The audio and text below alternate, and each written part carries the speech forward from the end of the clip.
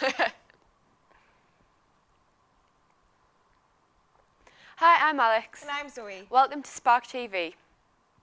Just over a week since the Tyne-Wear derby, the result isn't the only story from the day. Our reporter Tom Leake went to find out more straight from the horse's mouth.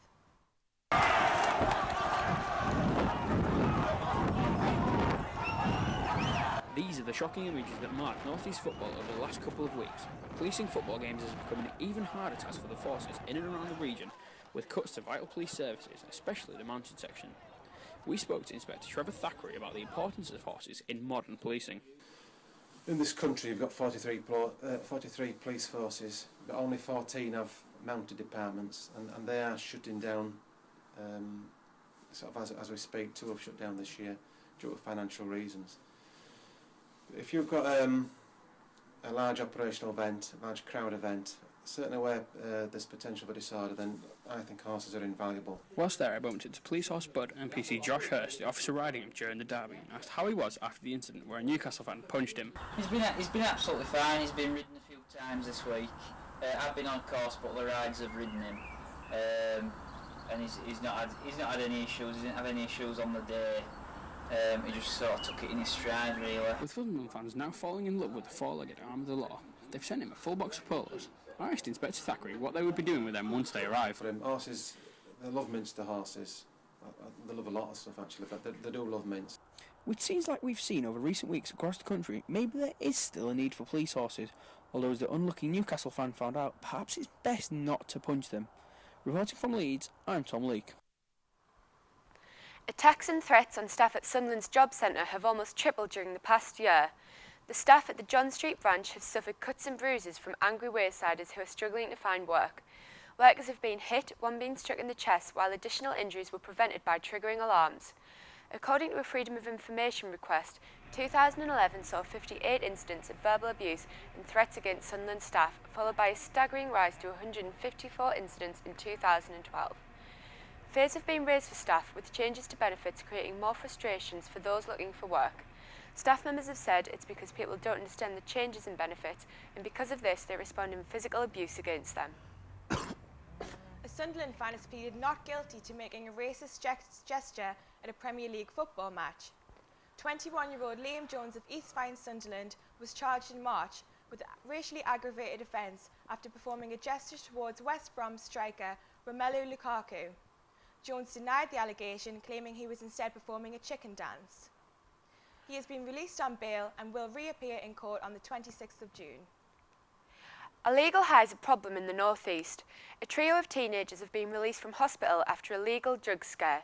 Zoe Muldoon reports. 3 15-year-olds were taken to hospital this Saturday after taking legal high drugs and vomiting blood. 2 girls and a boy were taken to Wansbeck District Hospital in Ashington. This came after they took a legal substance called Clockwork Orange Herbal Incense. One of the girls was then transferred to North Tyneside Hospital on Sunday.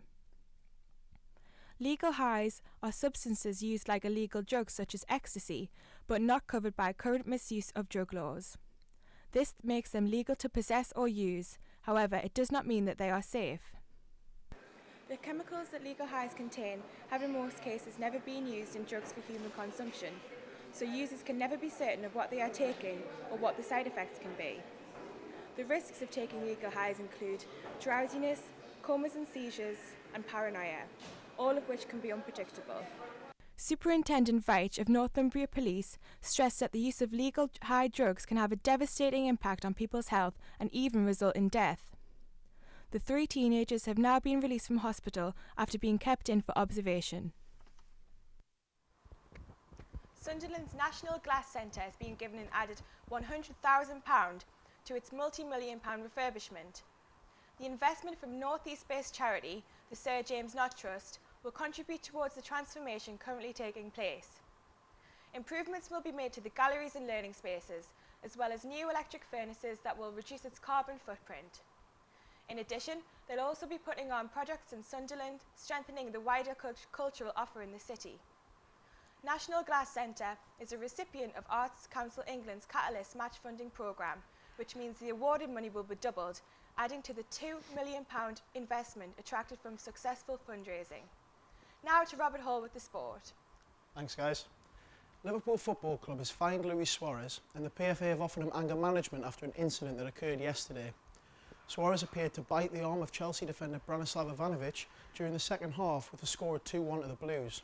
Suarez then later went on to score a last-minute equaliser. This isn't the first time the controversy has surrounded the Uruguayan international, however Liverpool has decided he still has a future at the club. Sunderland played host to Everton this weekend, looking to build on last week's derby victory. Matty Nixon has more. I'm here at the Stadium of Light where a 45th minute goal from Stefan Sessegnon helped Sunderland to a 1-0 win over Everton. The Black Cats now sit 6 points clear of the relegation zone and are only 5 points off the top 10. After admitting last week that he couldn't find the Stadium of Light, Paulo Di Canio will have been delighted as he could celebrate with the fans at the final whistle. And finally, in university sport, the University of Teesside retained their varsity crown after beating Sunderland Uni 13.5 to 8.5. The Wearside is particularly impressed in men's badminton and cricket, however the Teesside has proved too strong in other sports and keep the bragging rights until next year. That's all the sport, back to you two. That's all for tonight. We'll see you next week.